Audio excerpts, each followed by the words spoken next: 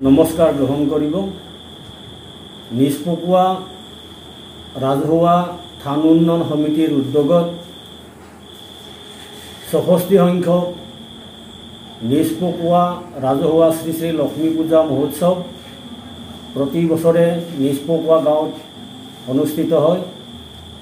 এইবেলিও বিভিন্ন কাৰ্যসূচী হাতত লৈ নিষ্পকোৱা ৬৬ সংখ্যক পূজা কমিটিয়ে ইতিমধ্যে বিভিন্ন প্ৰগ্ৰাম গ্ৰহণ কৰিছে। এই লক্ষ্মী পূজাৰ লগে লগে যোৱা বছৰৰ পৰা নিষ্পকোৱাৰ যিখিনি ৰত্ন, নিষ্পকোৱাৰ গৌৰৱ তেখেতসকলক বঁটা প্ৰদান কৰি অহা হৈছে।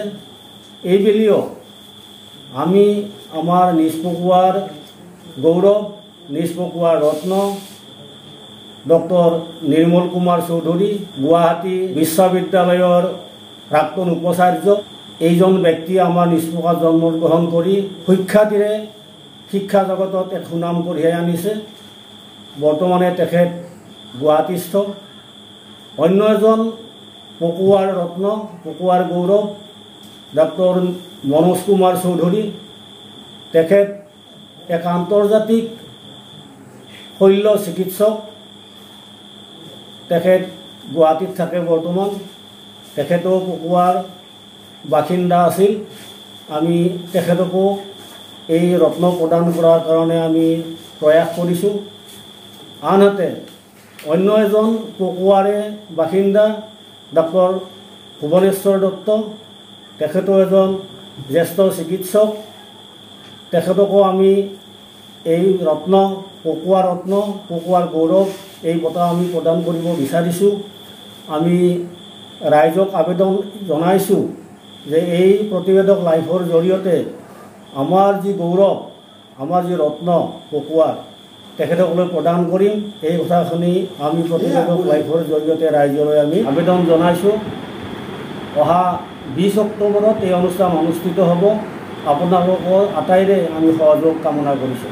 ঐতিহ্যমণ্ডিত নিষ্পকোৱা ৰাজহুৱা শ্ৰী শ্ৰী লক্ষ্মী পূজা মহোৎসৱটি এইবেলি ৬৬ সংখ্যক হৈ দিছে। ৫ দিনীয়া কাৰ্যসূচীৰে পালন কৰিবলৈ আয়োজক কমিটিয়ে প্ৰস্তুতি চলাইছে।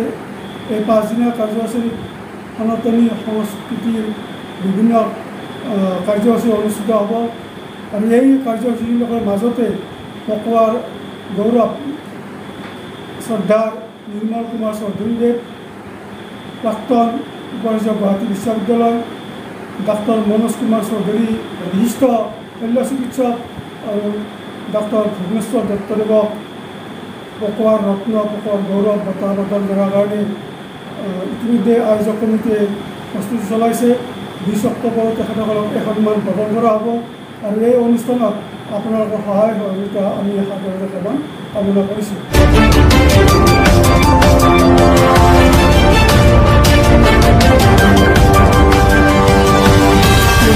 প্ৰতিবেদক লাইভ পোহৰৰ দিশে এখোজ।